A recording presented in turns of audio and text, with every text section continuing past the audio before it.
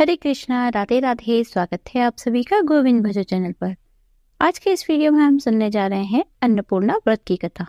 एक समय की बात है, काशी निवासी धनंजय की पत्नी सुलक्षणा, उसे अन्य सभी सुख था, केवल निर्धनता ही उसके दुख का कारण थी। यह दुख उसे हर समय सताता था। एक दिन सुलक्षणा अपने पति से बोली, स्वामी आप कुछ उद्यम करो तो काम चले, इस प्रकार कब तक काम चलेगा। सुलक्षणा की बात धनंजय के मन में बैठ गई और वह उसी दिन विश्वनाथ शंकर जी को प्रसन्न करने के लिए बैठ गया और कहने लगा, हे देवादिदेव विश्वेश्वर, मुझे पूजा पाठ कुछ नहीं आता, केवल तुम्हारे भरोसे बैठा हूँ। इतनी विनती करके 2-3 दिन तक भूखा प्यासा बैठा रहा।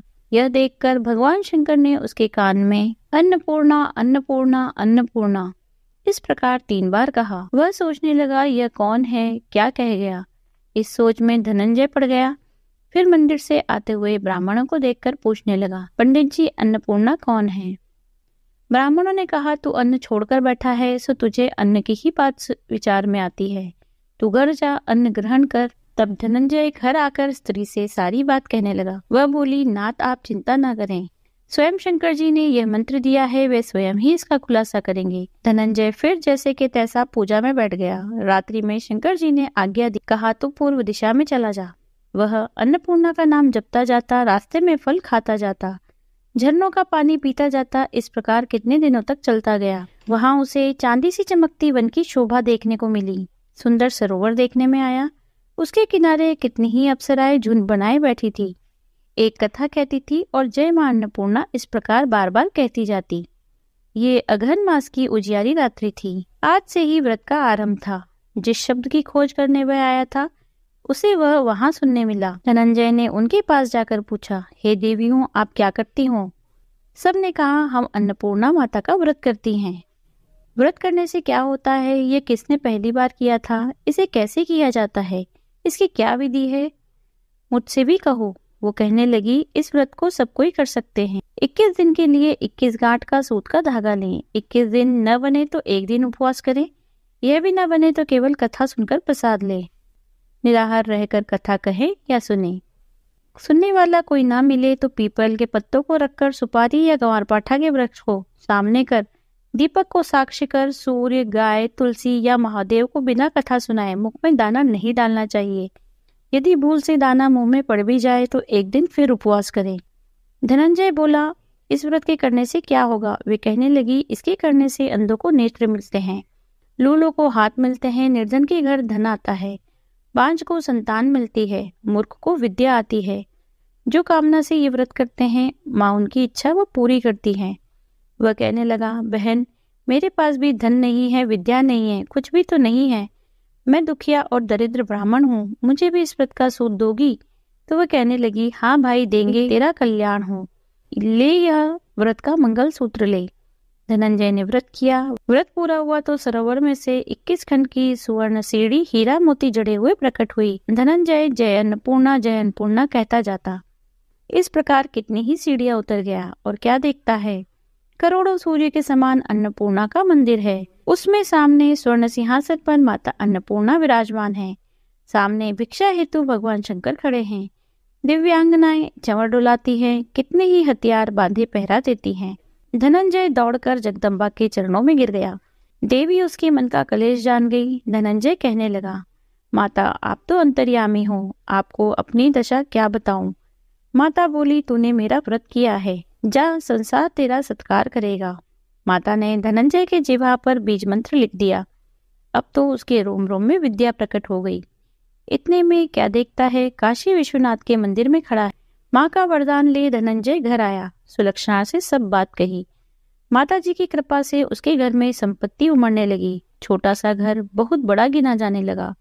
जैसे शहद के छत्ते में मक्खियां जमा होती है, उसी प्रकार अनेक सगे संबंधी आकर उसकी बड़ाई करने लगे और कहने लगे, इतना धन और इतना बड़ा घर, सुलक्षणा से संतान नहीं तो इस कमाई का भोग कौन करेगा, इसलिए तुम दूसरा विवाह करो। अनिच्छा होते हुए भी धनंजय को दूसरा विवाह करना पड़ा और सती सुलक्षणा को सौत का दुख उठाना पड़ा।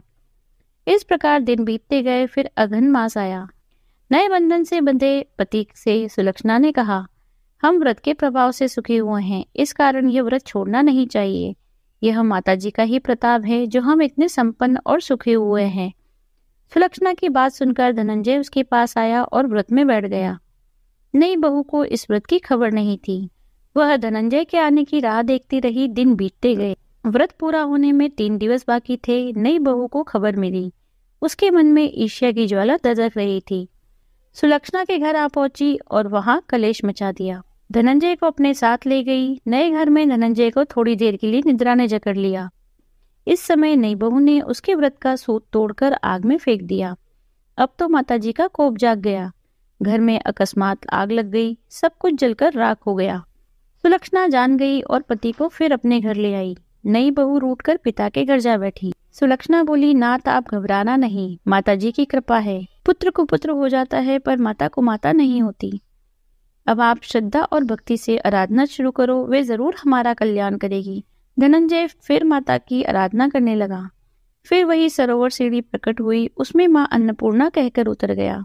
जाकर माँ जी के चरणों में रुदन करने लगा। माता प्रसन्न हुई और बोली, यह मेरी मूर्ति ले जा, इसकी पूजा करना तो फिर से सुखी हो जाएगा। तुझे मेरा आशीर्वाद है। तेरी स्त्री सुलक्षणा ने श्रद्धा से मेरा व्रत किया है, उसे मैंने पुत्र दिया। धनंजय ने आंखें खोली तो खुद को काशी विश्वनाथ के मंदिर में खड़ा पाया। वहां से उसी प्रकार घर को गया। इधर सुलक्षणा के दिन चढ़े और महीने पूरे होते ही पुत्र का जन्म हुआ। गांव में आश्चर्य की लहर दौड़ गई।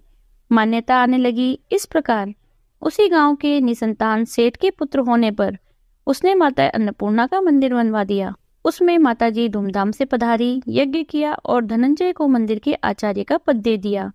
जीविका के लिए मंदिर की दक्षिणा और रहने के लिए बड़ा भवन बनवा दिया। धनंजय स्त्री पुत्र सहित वहां रहने लगा। माताजी के चढ़ावे में भरपूर आमदनी होने लगी। उधर नई बहू के पिता के घर डाका पड़ा। सारा सामान लुट गया। वे भीख मांगकर पेट भरने लगे।